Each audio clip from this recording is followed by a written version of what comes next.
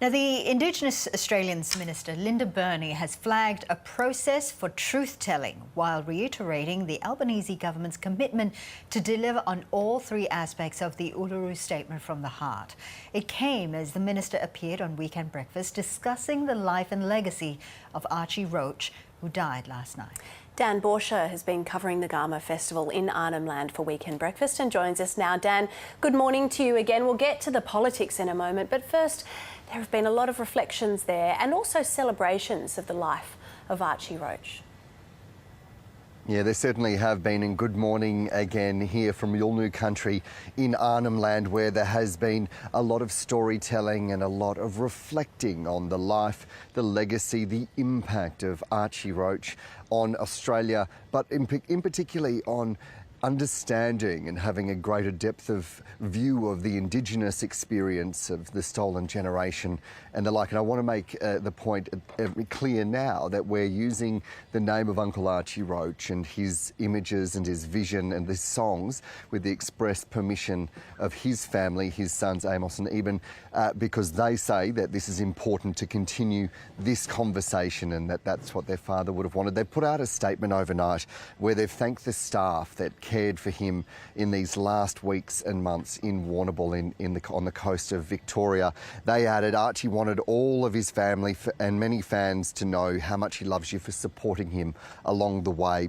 They added, we are so proud of everything our dad achieved in his remarkable life. He was a healer and a unifying voice. His music brought people together, and his music also shone a spotlight on parts of our national story that we haven't been comfortable talking about in the past. It was a way of bringing it together, and Archie himself said that it was a way of him healing and making sense of that trauma.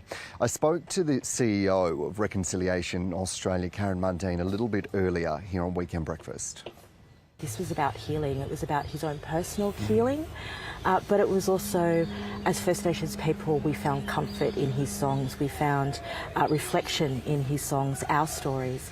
But I think also for the Australian people, he was honoured with the ARIAs, the Hall of Fame. He has had such an impact in the music scene and industry and that cultural arts scene more generally. So I think there'd be very few Australians who wouldn't be feeling quite sad at the moment. And Karen made the point there to me after that interview that the performance that was happening there in the cultural centre behind us was about renewal and about dealing with change. So perhaps a poignant indication from the Yolngu community here and lining up with those discussions. Linda Burney is the Minister for Indigenous Australians. She joined me here on Weekend Breakfast to reflect on the life and legacy of Uncle Archie. The fact that his death affects the whole country just says something. It says that he had a national profile. He did something with his music and his life story. He sang about his life. He was one of the children taken, and he sings about coming back to Framingham.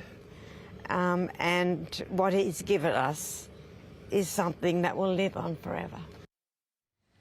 And certainly powerful comments there from Linda Burney, a senior Indigenous woman, and of course the Minister for Indigenous Australians. And I'm so grateful to these Indigenous women who have spoken while the pain is still so raw. You can hear that in their voice and that heartfelt commentary about the impact that Uncle Archie had on them. The Prime Minister, Anthony Albanese, has put out a statement on Twitter. He says that our country has lost a brilliant talent, a powerful and prolific national truth teller, adding that music was drawn from a well of trauma and pain, and that trauma and pain was visible every time Uncle Archie performed on stage. And I was really fortunate that throughout my journalism career I've had a number of opportunities to interview Uncle Archie and talk about what he's doing and how he sees the world through his particular lens.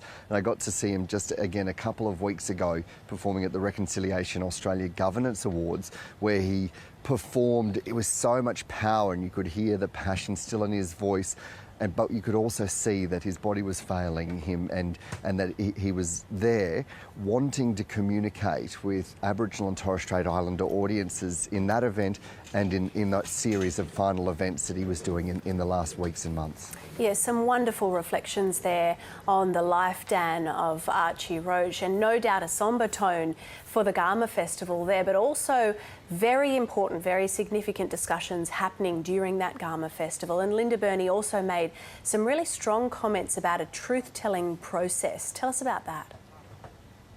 Yeah, that's right. As well as the reflection and that sombre tone, there's also been a lot of celebration. And as Linda Burney, the Minister, made that point in that interview, that very much what Archie was about was truth-telling and about having big conversations about who we are as a nation, what are the parts of our story that we still haven't reconciled or haven't reflected upon, and how do we go about doing that? And of course you'll remember that the Uluru Statement from the Heart has three components. It's about voice, makarata and truth, and the makarata is a term that comes from this country, Yolngu country, which is about a process of reconciling after conflict. Well, I sat down with the Minister a little bit earlier and she really leaned into this conversation about truth-telling.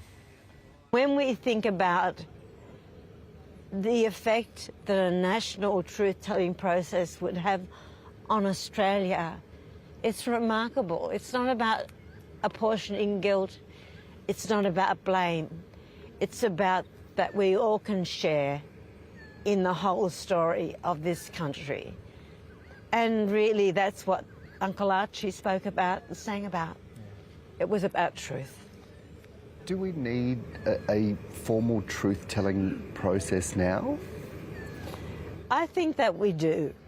And one of the things that we're thinking about at the moment is what form that would take. But I see this as, you know, 1,000 flowers blooming, really. And there are so many good examples. Probably the best example that I can think of is what has happened at Myall Creek in northwestern New South Wales, where those descendants of those that did the massacring and descendants of those that were massacred have come together to create a memorial and a walking path that takes you through the story of Myall Creek. And what that has meant for the Bingra Shire has been healing and coming to terms with a terrible event of the past. What a powerful example there the Minister gave in the way, the form that truth-telling can take depending on the community and the context and situation of the trauma that has happened there. That point that the Minister made about 1,000 flowers blooming is so emotive, and she went on to talk about how that really reflects upon the different truth-telling processes that are already happening organically in this nation, be that in the media, our very own industry, in academia, universities, schools, education institutions, businesses, across the different layers of government as well. So the Minister saying there very clearly that she does think we need to have a truth-telling process, and it's something that they're looking at right now. So I suspect we'll be seeing and hearing more detail on that. It was very clear that there's no timing as of yet. The Minister making that point again, that she wasn't going to be rushed on this, that there needs to be time for process, for conversations. But certainly an interesting inclusion into the conversation as we're here on this final day of the Garma Festival in Arnhem Land, really looking now to the future and talking about the issues that wrap around that as well. Dan Bourchier, thank you so much for your coverage there of the Garma Festival in Arnhem Land and for that chat with Linda Burney. Great to speak to you again.